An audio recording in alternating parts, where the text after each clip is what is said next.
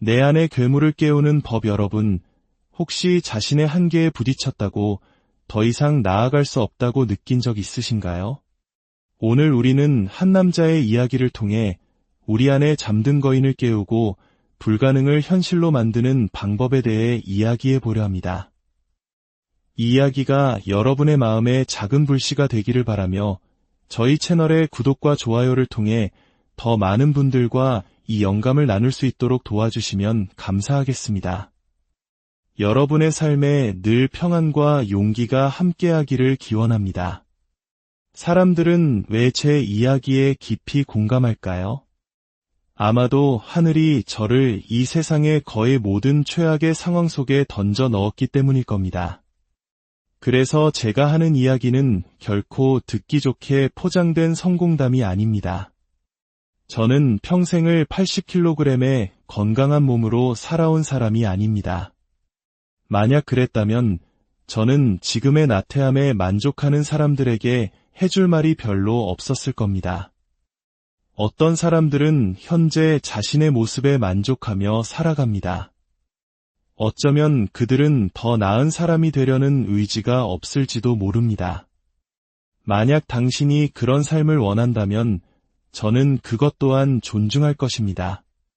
매일 아침 눈을 뜰 때마다 자신의 몸을 제대로 씻지도 못해 키키한 냄새가 나고 망가진 건강 때문에 피부는 엉망이며 혼자서는 옷도 제대로 입지 못하는 그런 삶에 만족한다면 말입니다. 제가 135kg의 거구였을 때 혼자서는 화장실 뒤처리조차 힘들었습니다. 그런 비참함 속에서도 아무렇지 않다면 제가 무슨 말을 더 할 수 있을까요? 많은 사람들이 보이지 않는 무언가에 쫓기듯 살아갑니다. 하지만 그들은 마치 공포영화를 좋아하는 관객과도 같습니다. 매일 똑같은 끔찍한 영화, 즉 자신의 비참한 현실을 보면서도 결코 채널을 돌리지 않죠. 저는 공포영화가 싫었습니다. 그래서 제 삶이라는 영화의 장르를 바꾸기로 결심했습니다. 하지만 어떤 사람들은 게으름과 무기력함에 너무 깊이 빠져 있어 그들의 세상은 아주 작아져 버렸습니다. 그들의 의지력은 거의 남아있지 않고 그 의지력은 누구도 대신 불어넣어 줄 수 없습니다. 결국 모든 변화는 당신의 내면에서 시작되어야 합니다. 당신 안에 무언가가 깨어나야만 합니다. 그리고 그것을 깨울 수 있는 유일한 사람은 바로 당신 자신입니다. 물론 때로는 제 이야기 같은 책을 읽고 영감을 얻을 수도 있습니다. 하지만 당신의 마음속에 아주 작은 불씨 하나조차 없다면 저는 물론 그 누구도 당신을 위해 그 불을 지펴줄 수 없습니다. 이것이 바로 이 삶의 냉혹한 현실입니다. 당신은 수많은 동기부여 강연을 듣고 자기계발서를 읽으며 돈과 시간을 쏟아부을 수 있습니다. 하지만 아무런 결과가 없다면 결국 깨닫게 될 겁니다. 문제는 외부에 있는 것이 아니었다는 것을. 당신은 자기 자신의 내면을 깊이 탐험하고 진정으로 이 삶에서 무엇을 원하는지 스스로에게 물어야 합니다. 그리고 슬프게도 세상의 많은 사람들은 간절히 원하지 않습니다. 그래서 그들은 140kg에서 160, 180, 200kg으로 서서히 자신의 무덤을 파들어갑니다. 저는 그 지독한 현실을 압니다. 체중을 감량하던 시절, 저는 매일 아침 추운 인디애나의 11월 새벽 공기를 맞으며 비참하게 잠에서 깨야 했습니다. 행복이나 평화 같은 건 없었습니다. 그저 끔찍했습니다. 지독하게 끔찍했습니다. 만약 제가 누군가에게 단 한 가지를 가르칠 수 있다면 그것은 바로 변화는 끔찍하게 고통스럽다는 사실일 겁니다. 그리고 그 고통은 계속될 겁니다. 그러다 어느 날 아주 조금 나아지는 순간이 찾아올 뿐입니다. 130kg이 넘는 몸으로 운동을 시작하면 분명 부상을 당할 겁니다. 그러면 부상을 관리해야 하고 우울감은 더 깊어지겠죠. 배는 더 고파지고 결국 다시 폭식하게 되는 악순환. 이것이 제가 겪었던 현실입니다. 정신적으로 강하지 않고 의지력이 없다면 당신은 계속해서 그 구덩이로 다시 빠져들게 될 겁니다. 하지만 어떤 사람은 그 순간에 주저앉아 이렇게 말합니다. 그래, 이 빌어먹을 현실. 이게 진짜 내 모습이구나. 제 이야기가 거칠게 들리는 이유가 바로 이것입니다. 이것이 저를 만들기 위해 필요했던 언어였기 때문입니다. 자, 오늘은 이걸 해볼까요? 같은 부드러운 말로는 저를 바꿀 수 없었습니다. 이건 정말 지독하게 힘들어.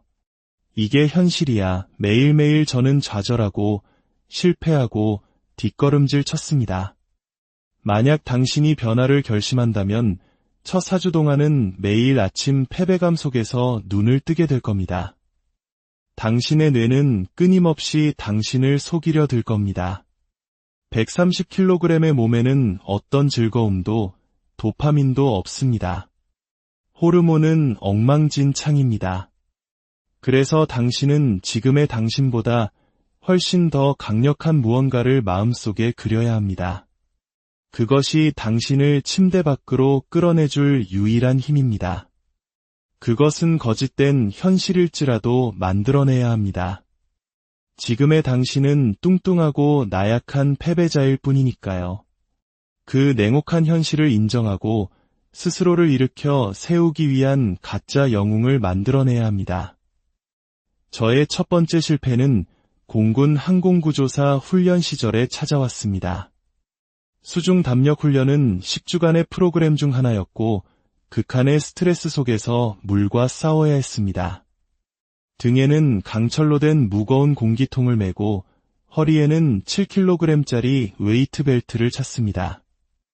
하지만 이 훈련에서는 공기통으로 숨을 쉴 수 없었습니다.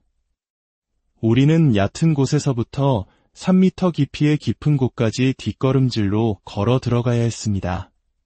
물속으로 들어가는 그 느린 시간 동안 제 머릿속은 의심과 부정적인 생각으로 가득 찼습니다. 내가 여기서 뭘 하고 있는 거지? 여긴 내가 있을 곳이 아니야. 나는 수영도 못하는데.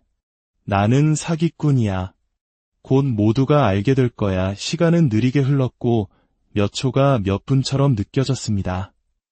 이론적으로는 긴장을 푸는 것이 모든 수중 훈련의 핵심이라는 것을 알고 있었지만 저는 너무 겁에 질려 몸을 이완시킬 수 없었습니다.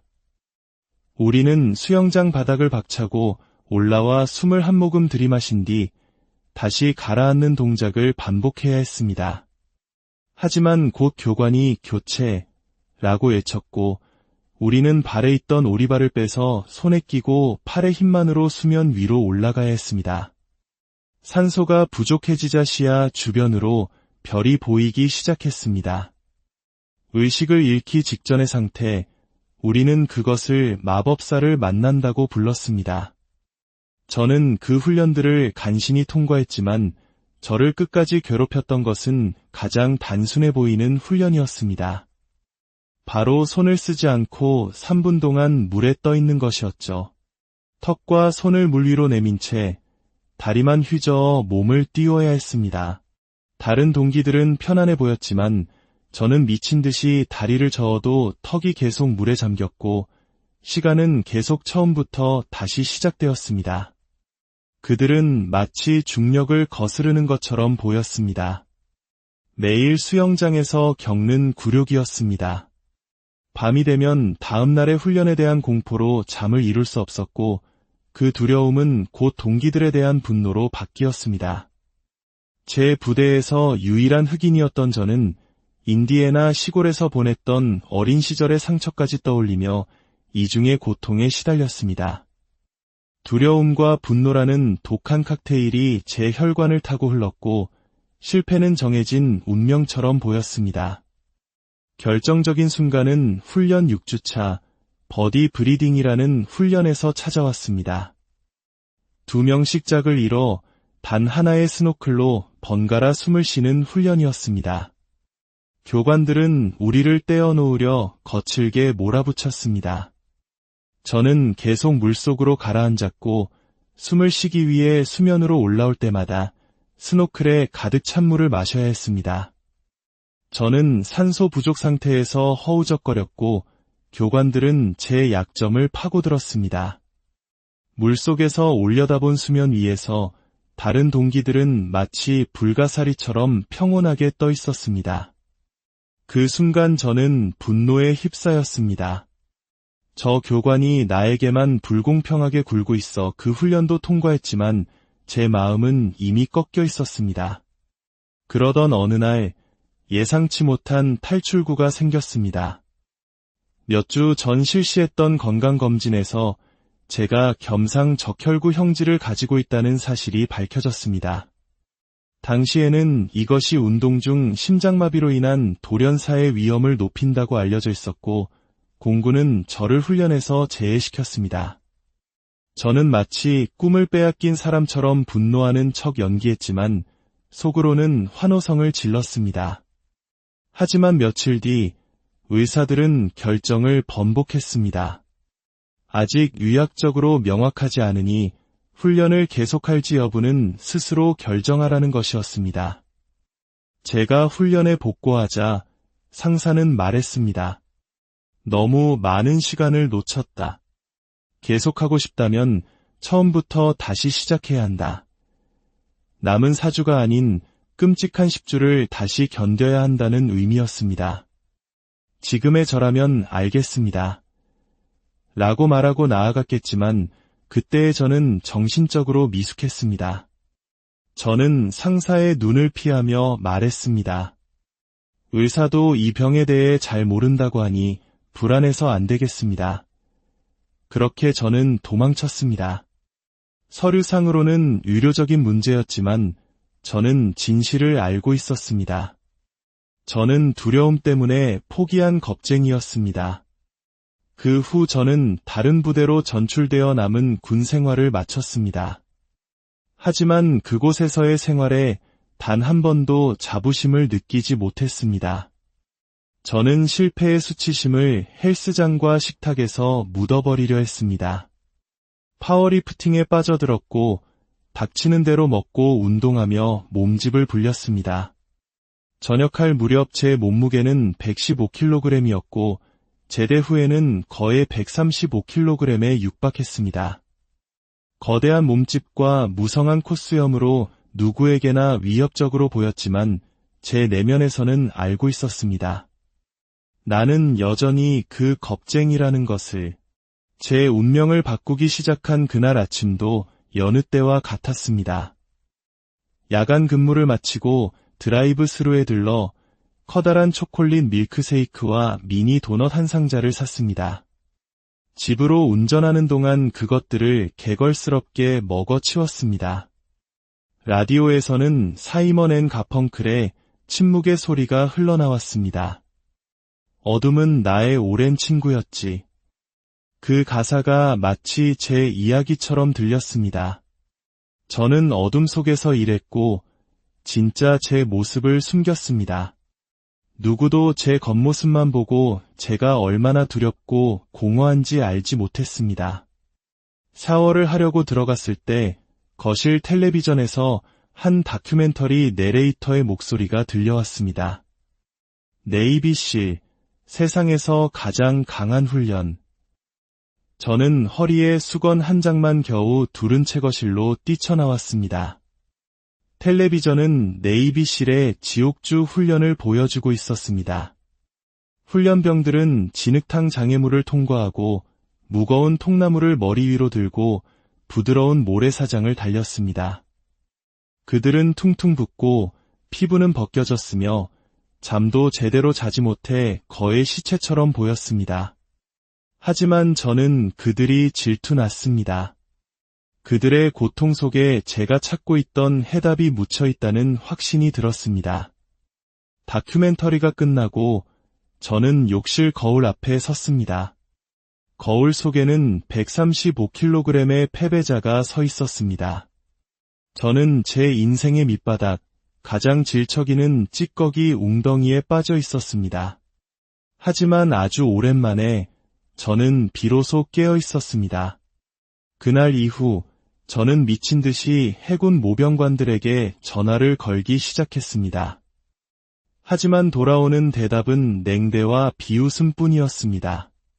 당신은 너무 뚱뚱해요. 수많은 거절 끝에 저는 한 해군 예비군 부대에서 스티븐 살로라는 하사관과 통화하게 되었습니다. 그는 제 거대한 몸집에도 불구하고 저를 만나주었고 제 눈에서 무언가를 보았다고 훗날 말했습니다. 그는 벽에 붙은 신장별 표준 체중표를 가리켰습니다.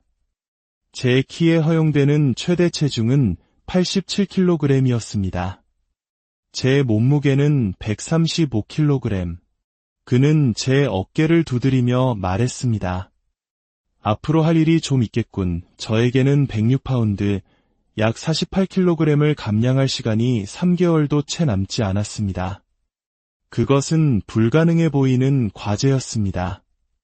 게다가 저는 네이비실에 지원하기 위해 훨씬 더 높은 점수로 군 입대 적성 시험을 통과해야 했습니다. 저의 지독한 싸움은 그렇게 시작되었습니다. 새벽 4시 30분에 일어나 바나나 하나를 먹고 시험 공부를 시작했습니다. 5시부터는 실내 자전거에 올라타 땀을 흘리며 2시간 동안 공부했습니다. 그 후 수영장으로 가 2시간 동안 수영을 하고 헬스장으로 이동해 서킷 운동을 했습니다. 그리고 다시 실내 자전거 위에서 2시간을 보냈습니다. 저녁 식사는 구운 닭가슴살과 야채, 그리고 아주 약간의 밥이 전부였습니다. 저녁 식사 후에는 또다시 2시간 동안 자전거를 탔습니다. 그리고 잠자리에 들었다가 일어나 이 모든 과정을 반복했습니다. 이것은 마치 성적이 최하위권인 학생이 하버드 대학에 지원하는 것과 같았습니다. 저는 아무런 보장 없이 제 모든 것을 걸었습니다. 2주 만에 11kg이 빠졌고 계속해서 체중은 줄어들었습니다. 110kg까지 감량했을 때 저는 달리기를 시작할 수 있었습니다. 네이비실 후보생들이 신는 군화를 신고 달렸습니다. 우울감과 불안감이 밤마다 저를 덮쳤지만 저는 그 부정적인 감정들을 오히려 연료로 삼았습니다. 이 고통이야말로 제가 더 이상 목표 없는 삶을 살고 있지 않다는 증거라고 스스로를 설득했습니다. 어느 날 턱걸이를 하다가 목표했던 12개에서 단 1개 모자란 11개에서 멈추고 말았습니다. 그날 밤 그 한계가 제 머릿속을 떠나지 않았습니다. 저는 결국 다시 차를 몰고 헬스장으로 돌아가 턱걸이 운동 전체를 다시 했습니다. 단 1개의 실패는 저에게 250개의 추가 턱걸이라는 대가를 치르게 했습니다. 저는 지름길을 택하거나 요행을 바라는 대신 고통을 정면으로 마주하는 법을 배웠습니다. 마침내 시험날이 다가왔고 저는 시험장의 컴퓨터 앞에 앉았습니다. 제 운명을 결정할 기계 이해력 섹션에 도달했을 때 저는 약 30개의 문제 중 10개 이상의 답을 찍어야 했습니다. 시험이 끝나고 저는 초조하게 주차장을 서성이다 차에 앉아 15분을 멍하니 보냈습니다. 결과를 기다릴 수 없었습니다. 저는 다시 시험장으로 걸어 들어가 감독관에게 애원했습니다. 제발 제 점수를 알려주세요. 제 인생이 걸린 문제입니다. 그는 잠시 망설이다가 컴퓨터 화면을 보여주었습니다.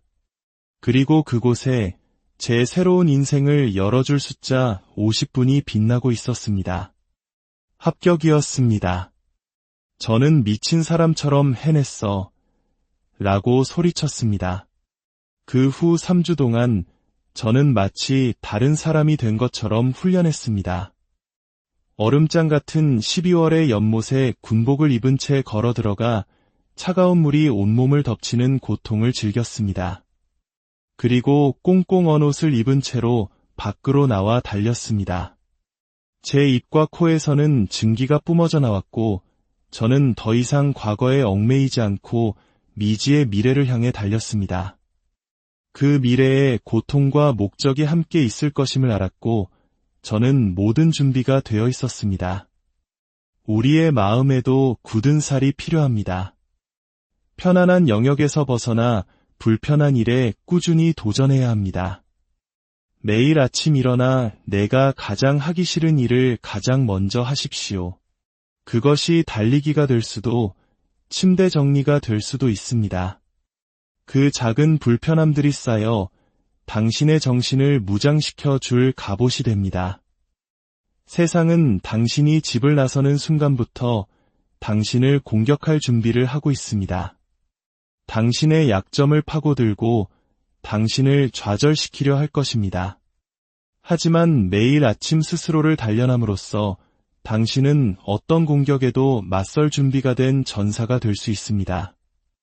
수많은 내면의 목소리가 너는 할 수 없어라고 속삭일 겁니다. 하지만 수년간의 고통과 희생, 그리고 끈질긴 노력을 통해 당신은 그 모든 목소리를 무시하고 나아갈 힘을 얻게 됩니다. 당신은 당신 자신의 여정에 귀를 기울여야 합니다. 다른 사람의 이야기가 아니라 바로 당신의 길을 가야 합니다. 사람들은 고통을 피하려고만 하지만 행복은 고통의 깊이를 경험한 사람만이 온전히 느낄 수 있는 것입니다. 제가 겪은 지독한 고통이 있었기에 저는 지금 세상에서 가장 행복한 사람이라고 말할 수 있습니다. 고통 속에서 목적을 찾을 때 우리는 비로소 가장 강한 자기 자신을 만나게 됩니다. 오늘 이야기가 여러분의 여정에 힘이 되었기를 바랍니다. 당신 안에도 당신이 상상하는 것보다 훨씬 더 강한 존재가 잠들어 있습니다. 그를 깨우는 것은 오직 당신의 선택에 달려 있습니다. 여러분의 삶에 늘 행운과